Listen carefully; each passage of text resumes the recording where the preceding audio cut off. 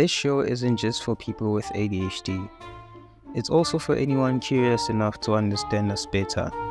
We speak from the heart, through lived experiences, wild thoughts, and real moments. Yes, it's about ADHD, but it's also about what's underneath it. And trust, we're going to get there soon. So buckle up, stay open, and welcome to the beautifully chaotic ride.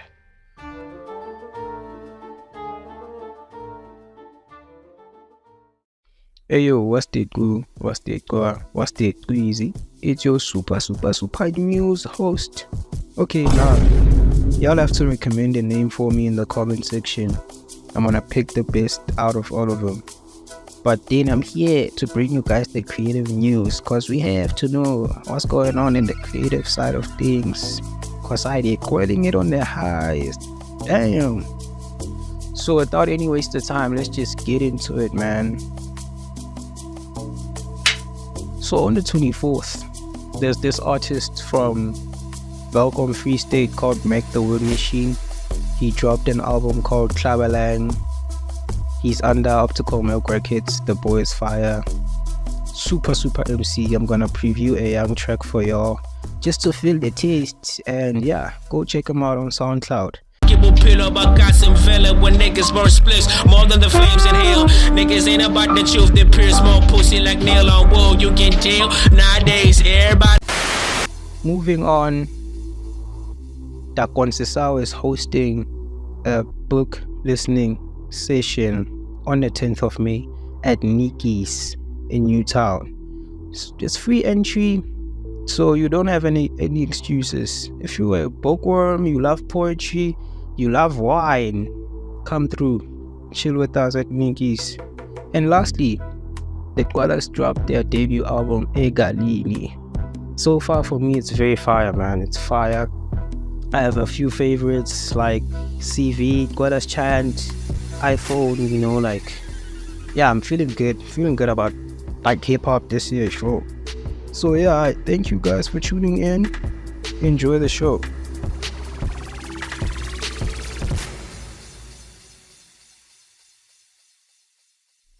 Have you ever felt like you're starring in a movie that you didn't even audition for, didn't even write the script, and somehow still got cast as the weird side character who talks about birds? Or you ever just walk into a room and just go like, okay guys, who y'all need me to be today? The helpful one? The emotionally unavailable philosopher? Cause I got range, it can be whatever y'all want me to be. Welcome to Scatterbrain Studios, where the chaos is curated and the feelings come with subtitles. Today's episode is called Mask Off, and I'm not talking about the future song.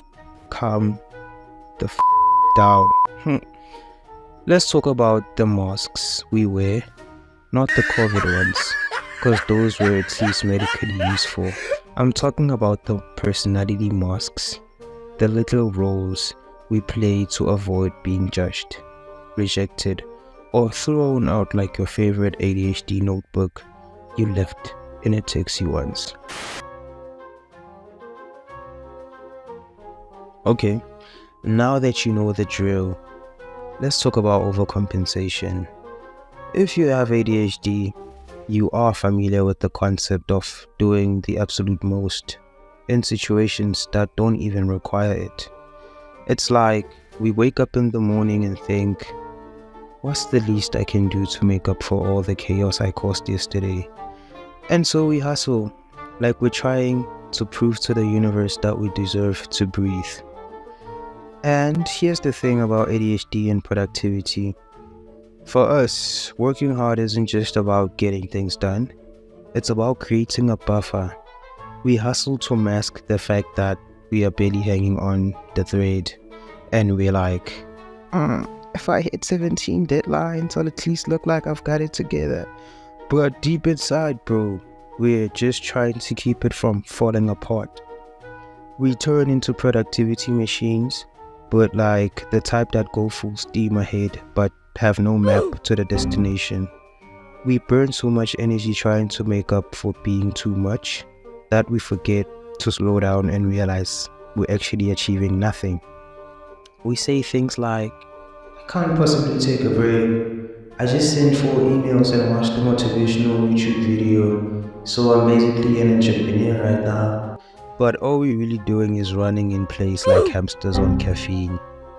But here's the truth though, we're not bad at work, we're just scared of what happens if we stop.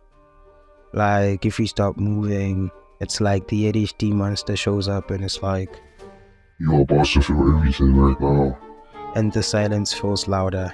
Our brains start running through every single thing we've done wrong in life. Suddenly, every bad decision from 10 years ago is right there, front and center, in HD. And we're over here like, I just wanted to eat my sandwich. Why is this my life? And the real problem is, we're trying to prove to the world that we can keep up. But deep down, we're like, please, just let me sit down and stop pretending like I have my life together. So we mask with hustle. We fill our days with projects and work like it's an armor. But honestly, it's just us fighting our own fear of being seen as lazy. And here's the thing, you're not lazy, you're human.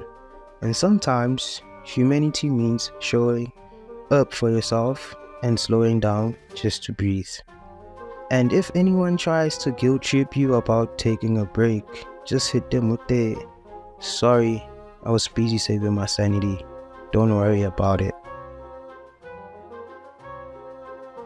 Okay, yeah, now we're getting to the core of this episode. Let's talk about shapeshifting. And no, I'm not talking about the reptilian conspiracy theory bullcrap. I'm talking about that deep emotional shapeshifting we do as ADHD people. You know, the one where we adjust ourselves to fit into everyone else's vibe except our own, until we've got about like 16 different personalities on standby, and none of them are the real us. It's like we think we're doing people a favor by adapting to every single room we walk into. At this point, we're like a camouflage expert, blending into the background, never truly seen, never truly known. We just exist into whatever version of ourselves that gets the most approval. But let me tell you the truth, it's exhausting. We lose ourselves by thinking that shifting shapes means we'll get love or something. But all it leads to is burnout and the painful realization that you don't even know who you are anymore. Here's the remedy. Stop trying to fit into every mold people give you. You are more than a chameleon. You are your own damn vibe. You don't have to adjust every time someone else changes theirs. And when someone asks, who are you? You look them dead in the eyes and say, I'm whatever the hell I need to be in this moment, but mostly, I'm myself. Okay, now let's move on to being too much, the fear of being too much actually. If you have ADHD, you probably grew up hearing some variation of that. Could you just calm down a bit? You don't need to be so dramatic. Not everything is an emergency. But deep down, all you hear is, you're too much, and that's why people will leave you. Here's the truth about ADHD people. We are big. Big thinkers, big dreamers, big feelers, and for a long time, we learned to shrink because other people couldn't handle our bigness. So we mask, we shrink, we try to hide all that wild energy that's bursting at the seams. And for what? To fit into the box society made? But guess what? Boxes are for things that don't move. You are a moving, breathing masterpiece. And guess what? The world needs you too much. Okay, before we move into 7 questions with my guest, let's lastly talk about rejection sensitivity, or as I call it, the sport neurodivergents didn't even ask to play but are somehow undefeated in it. You know you've got it when someone says, "Hey, I'll text you later," and your brain goes, "Fuck, they hate me. They ghosted me. I should fake my own death." Like, bro, they just had a bad signal, but my trauma's got full bars. So let's be clear, this isn't just being dramatic. Nah, this is your nervous system treating a WhatsApp left unread like a full-on betrayal. Like your ancestors felt famine, I felt being left on sea. And the worst part, it's instant. Like your brain skips all the logical steps and just drops you into a Netflix drama called Why You'll Die Alone Season 7. Science actually has a name for it. It's called rejection sensitivity dysphoria, which sounds fancy but basically means we care so much it actually hurts. Like emotionally, mentally, even physically. You ever get rejected and your stomach starts auditioning for a horror film? That's not butterflies, that's your trauma caterpillar evolving. And let's not lie, we've all done the primitive self-rejection thing. Before anyone even says no, we're like, "You probably wouldn't want me around anyway. I mean, I'm chaotic. You like stability. I get it." Like, fam, calm down. You just met them at the queue and Pick and Pay. But here's the punchline. We're terrified of rejection, so we reject ourselves first. We're like, "You can't fire me. I quit. You can't leave me. I emotionally evacuated myself in 2012. It's like living life in defense mode. Even if nobody's coming for you, you're already ducking. Like, oh, was that eye contact? I better change careers and move to another continent. And don't even get me started on DMs. You send a voice note, they don't respond for 2 hours, and suddenly you're writing a whole apology like, "Sorry if I was breathing too loudly in that clip. I've been working on that." Rejection hurts because connection matters to us. We are not broken. We are not weak. We just feel harder. We are tuned into the frequency of energy. And sometimes that means we pick up false signals. We just need to remind ourselves, not everyone leaving is abandonment. Sometimes it's just bandwidth. Or maybe they do hate you, but that's their own trauma, not your value. The most ironic thing, we are terrified of being too much, but the right people, they'll love you because of your too muchness, not in spite of it. So take that damn mask off. As Tyler would tell you, take it off, bro.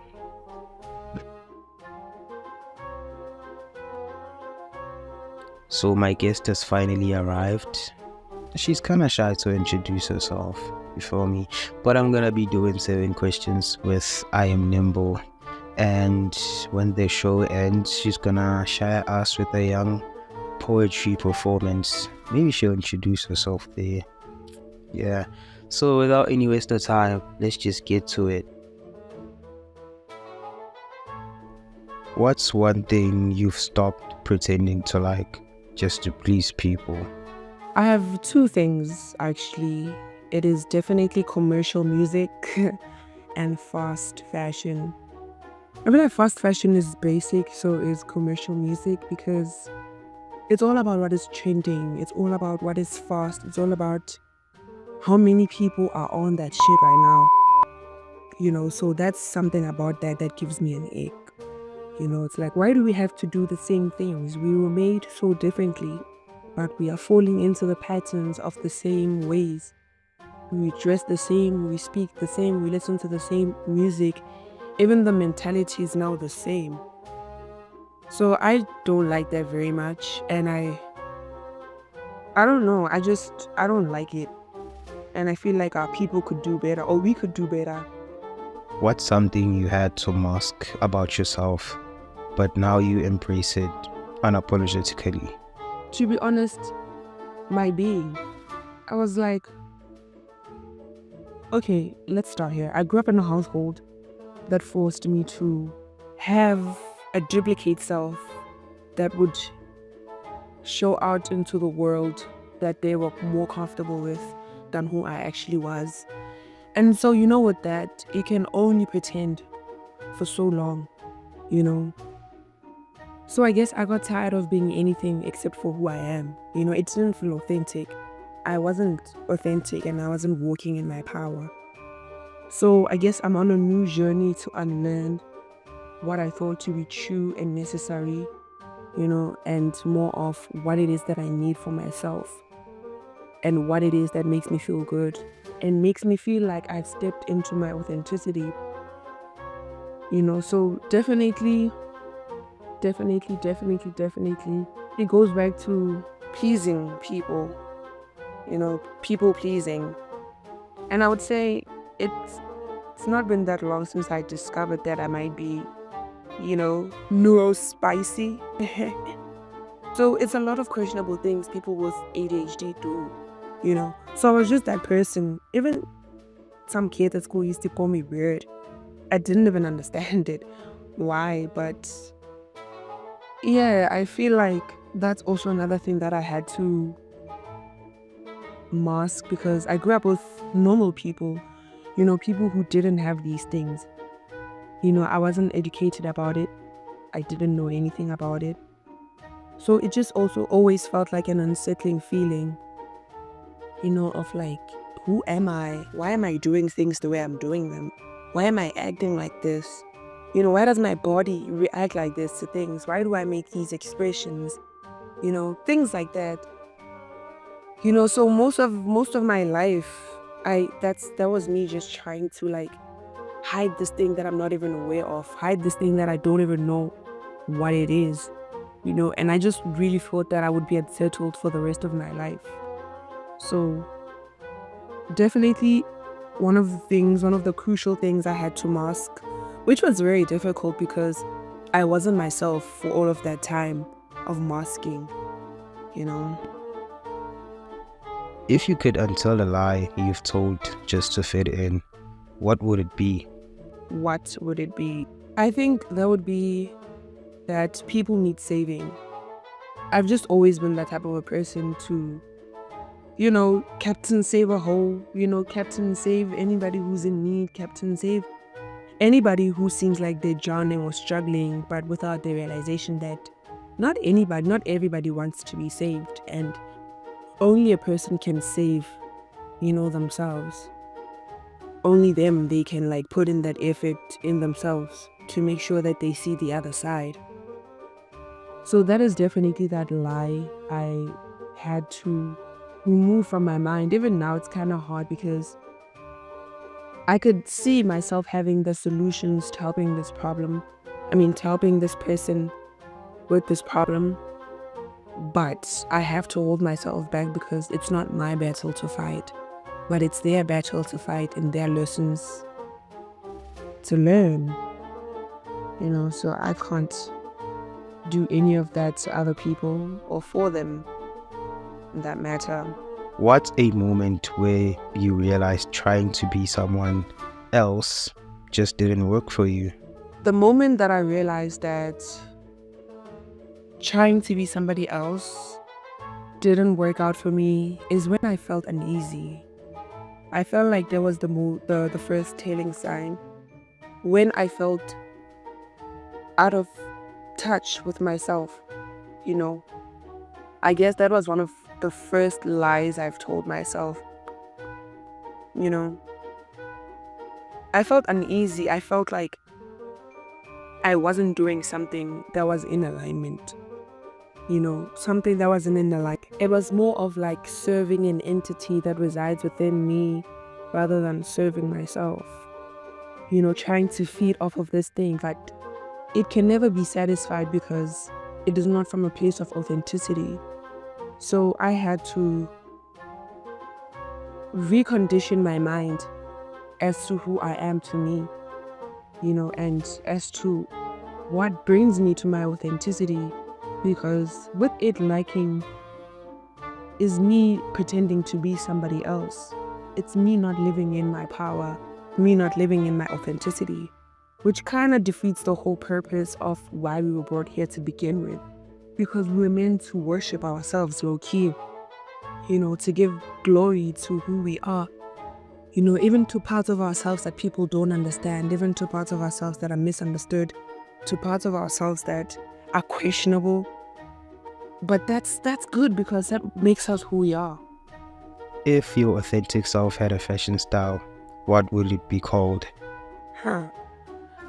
I would say a little bit of everything, because I feel like I can't be put in a box, and putting myself in a box would be ultimate disrespect and uncomfortability, because I've realized that in all of these different fashion styles, I see a bit of myself, or rather I can maneuver around the different fashion styles whereby I could find myself wearing each item from every, fashion style. So I would say a little bit of everything, nothing to be specific. I'm an all aesthetic, I guess. Anything that feels right with my soul, I say that would be my fashion style.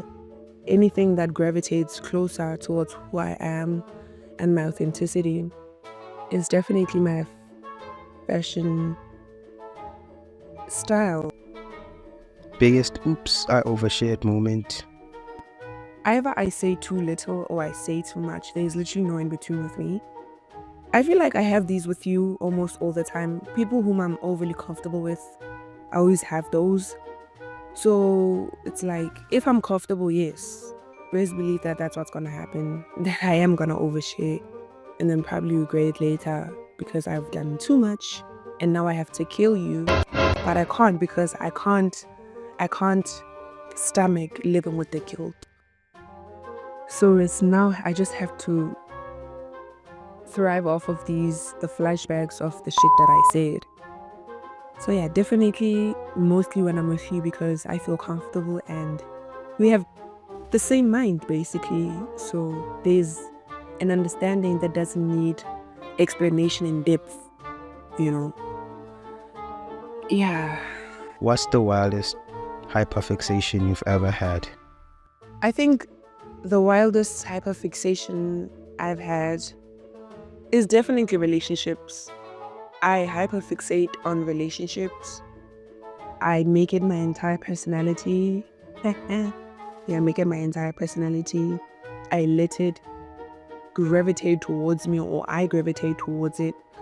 Either way, there's a lot of gravitations. I just find myself being on it for the longest. But until at least the relationship ends, or until I lose interest in the relationship. Either way. Yeah, so I just believe that I have a problem at this point. But if we were to delve into the more serious aspect of this hyperfixation, it would definitely be me ignoring my personal needs. Like neglecting my self-care, not paying attention to anybody, including myself, lack of social awareness, struggling to communicate about topics that are outside my hyperfixation. I think another one would have to be maybe spending too much time on a piece also. Either I overindulge or I underindulge. There's literally no in between with me. Even with the scales, dog, there's no in between with the scales. Unless if there's balance. So I guess I'm just trying to find my balance. So yes. 2,000 years later. Yo, what's up, Optical TV family? It's your girl, Lindobuhle Khatebe, infamously known as I Am Nimble, Nimby. I go by so many names. Just depends. So this poem is titled, You Should See Me. Here goes. You should see me when I'm by myself. Authenticity resides within. It knows its way home. I can laugh, act ridiculously, miraculously. I understand why I've shunned for so long. Away from the light and away from your perceptions. In a box I cannot fit, nor can I be tamed. Ashamed to look at parts of you that I've hidden in me. Yet, in me is where I drop my armor of resilience and lie comfortably in the arms of solitude. You should see me when I'm by myself, away from societal normalities and standards of what is acceptable and isn't. Whereas ridiculed for being a little different, misunderstood, it stirs conflict in the air. Where freedom and safety reside effortlessly and shamelessly, myself and authentic is who I want to be endlessly. So, you should see me when I'm by myself, alive and free. Thank you. Again, it's your girl, I Am Nimble. On Instagram, I Am Nimble. Facebook, I Am Nimble. Yes, peace. Some of these people, real life, don't know how to coexist in this fucking realm with all of these neurotypical ass people, neurotypical pressure, expectations that they have on humanity. Nigga ain't a bum. This nigga just autistic. Goddamn. Nigga got sensory processing goddamn issues. Nigga codependent. Nigga can't leave the house because he's overstimulated. And we out here calling him a bum. That's crazy.